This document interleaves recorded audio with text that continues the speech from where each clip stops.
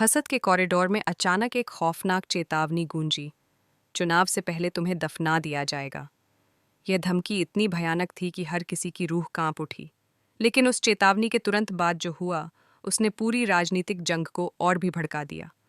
Reporter आरती, जो अपनी पूरी टीम के साथ मंत्री के काले कारनामों की छानबीन कर रही थी, एक बहादुर कदम उठाती है। वह मंत्री के सभी गुप्त वीडियोज रिकॉर्ड कर लेती है, जो उसके भ्रष्टाचार, धांधली और जनता के हकों पर किए गए अत्याचारों को उजागर करते हैं। आरती अपनी माँ से कहती है, माँ, तुम लड़ो, मैं तुम्हारे साथ हूँ।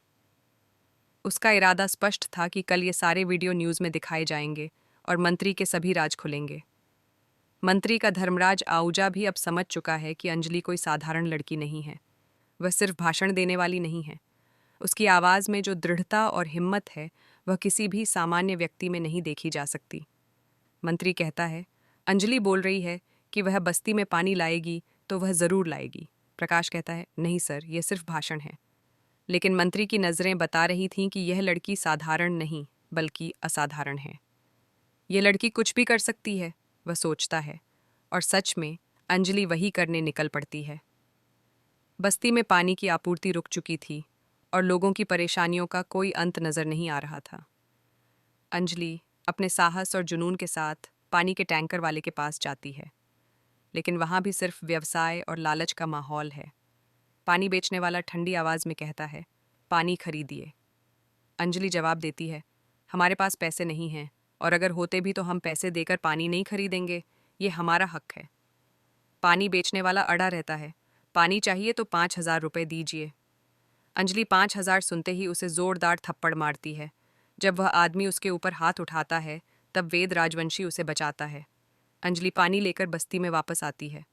बस्ती के लोग उसे देखकर प्रेरित हो जाते हैं। उसकी हिम्मत और साहस ने लोगों के दिलों में विश्वास पैदा किया।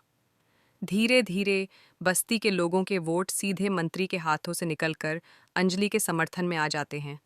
मंत्री धर्मराज क्रोधित हो जाता है।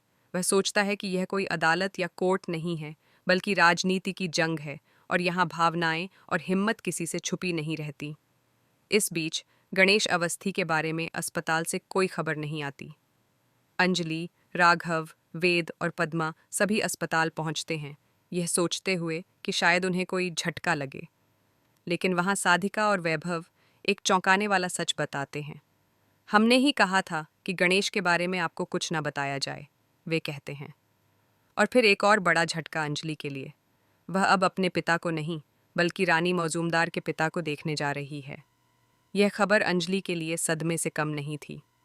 गणेश अवस्थी ठीक होने के बाद सीधे राजपूत हाउस जाएंगे, और अंजलि की योजना और संघर्ष अब और कठिन हो गया। जब अंजलि अपने पिता से मिलने जाती है तो रास्ता रोकने वाला वही आदमी खड़ा होता है जिसे उसने पहले थप्पड़ मारा था। ये आदमी फिर से सिक्योरिटी बुलाने की धमकी देता है। तभी गौरव आगे आता है और उसे एक जोरदार थप्पड़ मारकर रोक देता है। वेद राजवंशी कहता है, यहाँ कितने सिक्योरिटी हैं? 10, 20, 25, उन्हें मैं अकेले संभाल लूंगा। साधिका कहती है, यह हॉस्पिटल है, यहाँ सीन क्रिएट करने की जरूरत नहीं है। पद्मा चिल्लाती है, क्यों कर रहे हैं आप लोग ऐसा? क्या चाहते हैं आप लोग? कितने कदम और बढ़ेंगे गिनी सिंह राजपूत के खिलाफ? तभी गिनी की आवाज़ आती है। वह कहती है, नहीं, वह जेल में नहीं है, मैं बाहर हूँ। अंजलि और राघव सिंह राजपूत दोनों हैरान हैं। कैसे पुलिस ने आपको छोड़ दिया? अंजलि पूछती है। गिनी अपनी बहन अंजलि से कहती है, पॉलिटिक्स ज्वाइन कर रही है, मंत्री बनना चाहती है। अंजलि कहती है, हाँ। गिनी बोलती है, मैं यहाँ ओपन चैलेंज कर रही हूँ। ये अंजलि हरगिज़ नहीं जीत पाएगी, क्योंकि पहले इसे दफना दिया जाएगा। अंजलि पूछती है, कौन दफनाएगा मुझे? इस पर मंत्री एंट्री लेते हैं और कहते हैं, हम अब बिजली की लाइन कटवाने जा रहे हैं। अंजलि ठंडी आवाज़ में जवाब देती है, रही बात बिजली की और मेरी जिंदगी की, तो यह मैं अकेले संभाल लूंगी। बस्ती में बिजली फिर से लाने की जंग शुरू हो गई थी, और अंजलि ने ठान लिया था कि वह इसे अकेले ही पूरा करेगी। बस्ती में अंजलि की मेहनत और रणनीति धीरे धीरे रंग लाती है। लोग उसके साथ खड़े होने लगते हैं। मंत्री की हर चाल को लोग अब पहचानने लगते हैं। अंजलि ने साबित कर दिया कि सिर्फ हिम्मत और सही इरादे से किसी भी बड़े शक्तिशाली व्यक्ति को चुनौती दी जा सकती है। इसके बाद अंजलि ने न केवल बस्ती में पानी और बिजली की समस्याओं का समाधान किया, बल्कि भ्रष्टाचार और सत्ता की कुर्सी पर बैठे लोगों की सच्चाई को भी जनता के सामने लाया। मंत्री धर्मराज की राजनीति अब खतरे में थी, क्योंकि अंजलि ने उसके गुप्त रिकॉर्ड्स न्यूज़ चैनल पर दिखा दिए थे। गिनी ने भी अंजलि की हिम्मत को देखकर कहा, तुमने ये साबित कर दिया कि सच्चाई और हिम्मत कभी दबाई नहीं जा सकती। अंजलि ने धीरे से मुस्कुराते हुए कहा, हाँ, लेकिन अभी लड़ाई खत्म नहीं हुई है। ये सिर्फ शुरुआत है।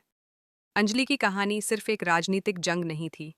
ये कहानी थी एक लड़की की, जिसने न केवल अपने हक के लिए बल्कि पूरी बस्ती और जनता के लिए लड़ाई लड़ी।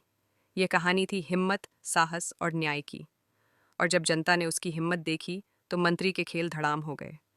अंजलि ने साबित किया कि अगर आपके इरादे मजबूत हैं और आपका हक आपके साथ है, तो कोई भी शक्ति आपको रोक नहीं सकती। अंजलि का संघर्ष अभी खत्म नहीं हुआ। मंत्री की चालें, गिनी का विरोध और सत्ता के खेल अभी भी जारी